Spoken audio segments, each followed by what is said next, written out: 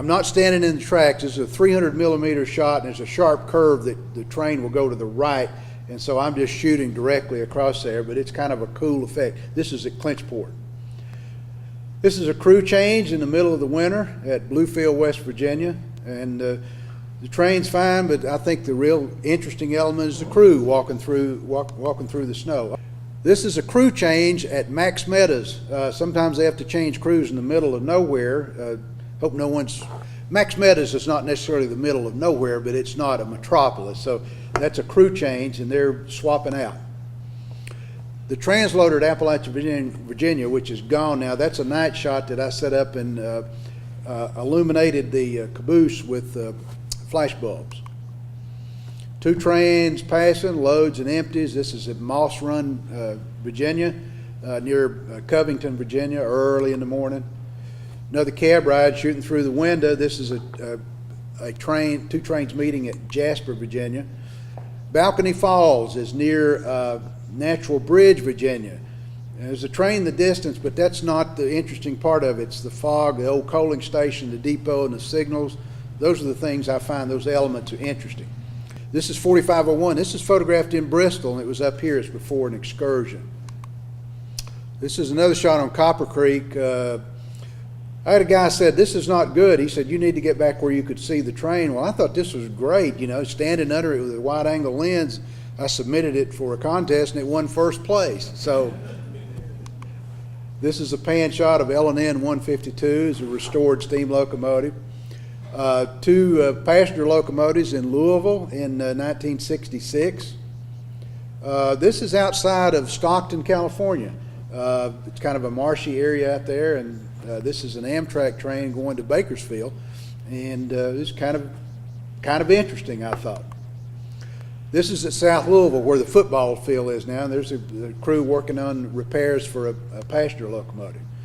This was a locomotive, a New York Central locomotive that was restored for service, and you know, I thought it was, I love different shots to get down below it with a wide angle lens and get something like that.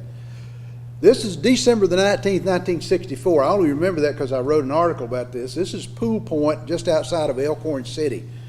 Now, back in those days, if you went, does everyone know where Elkhorn City is, Kentucky? Okay, if you go, back then if you went there, you had to have a strong desire to go there.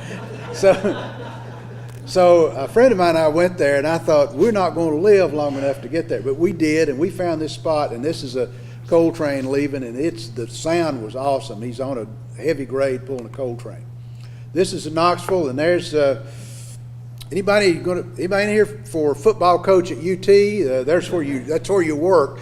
So, that's the Three Rivers Rambler, and I was down there with my niece's children to take a ride. This is a conductor on a museum operation, but he's very authentic, very authentic. I really like this shot. This is San Jose, California. I felt kind of like a peeping Tom, but I kept waiting for a shot that showed, you know, what happens at a railroad station, and it happened here a lot. A fond farewell. And this is a couple, and they're embraced, and I think she was leaving on this Amtrak train, and he hated to see her go, and oh, it's so nice. I didn't go out and get their permission, but I thought it was a good shot. And some people go nuts. This shows you how nuts rail fans will go. This is at Spencer, North Carolina. It's called the Streamliner Weekend. And all these streamline locomotives there. And people are down there just with drooling and moaning and everything. It's like, oh. And of course I was right there with them. This is at Wendell. I'm sorry, Wendell. This is topping Wendell Hill out of Abingdon. This is 4501 heading back to Bristol. This is a pan shot. Here's a shot from the baggage car 611.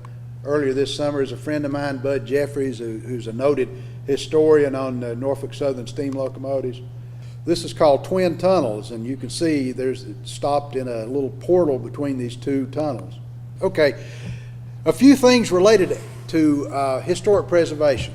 This is my latest project.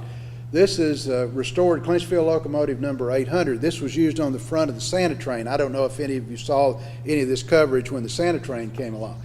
My involvement in this was CSX contacted me a year ago, and I knew this locomotive existed, and they wanted to repaint it in the original paint scheme that it was painted in 1948, but they had no record of it. And they said, "Do you have it?" And I said, "Yeah, it's in the attic." I said, "Let me find it." So I found the original paint diagrams, and I worked with the paint shop in Huntington back and forth on every little detail to make sure it's right. And then Trains Magazine asked me to go up and cover this, and so that's going to be the cover of the February issue.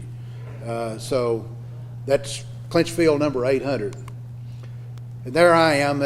There were about 6 or 7 of us invited to Huntington for this rollout. They didn't take it out of the building, but that's me in a hard hat. This is my other big historic preservation thing. That hunk of scrap iron there is former L&N steam locomotive 2132.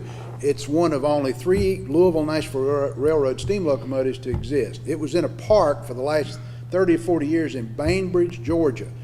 The L&N didn't serve Bainbridge, but the mayor of Bainbridge purchased this locomotive for $1 from a power company that had purchased it to switch cars. Moved it to Bainbridge. The public works crew didn't know how to move it, so they cut it into pieces, and then took it up there in several pieces, and then tack welded it back together. So people have said, "Is it going to run again?" I said, "Not very well."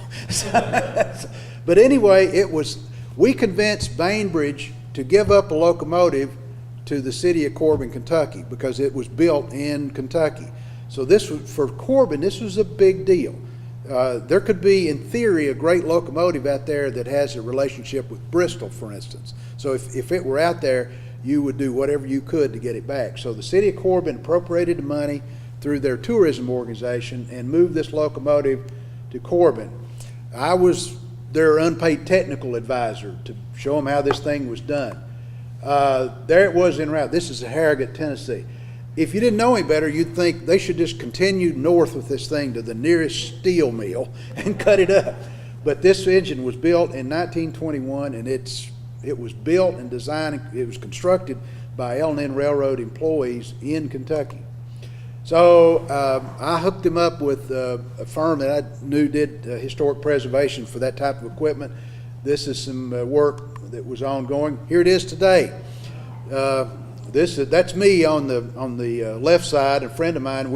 We did some night Photoshop. No, it's not operational. That is a smoke bomb that we put in the stack. But everything had to be replaced. We had to find a headlight. I had the number plate cast by a friend of mine in Cincinnati. New bell, new everything, and it had to be completely put back together, welded, and cleaned up.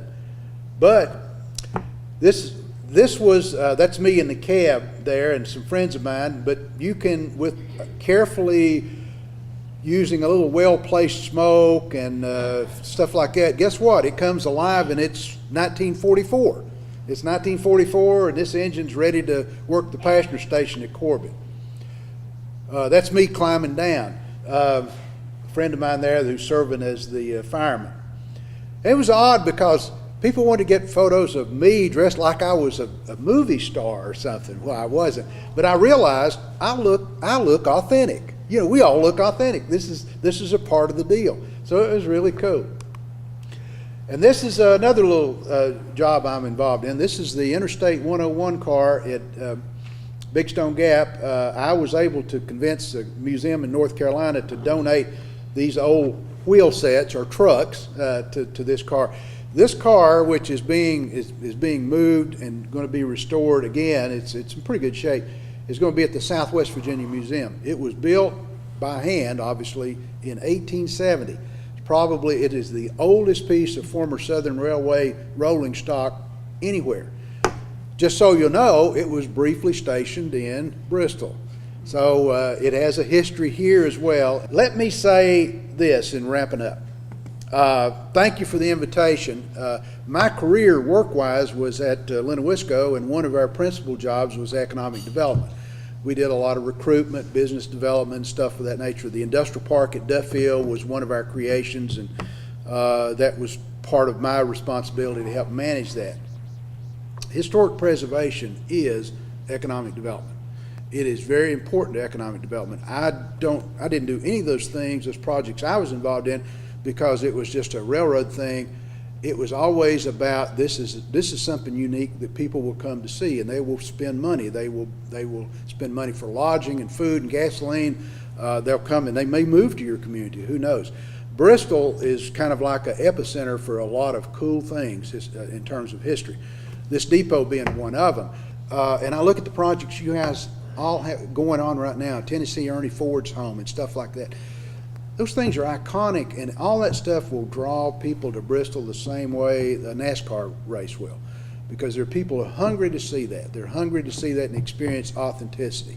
So never underestimate the work you're doing as a historical association. It is as important as any economic development professional who works for the city or this region. So with that, thank you very much. The meal was great. I enjoyed it.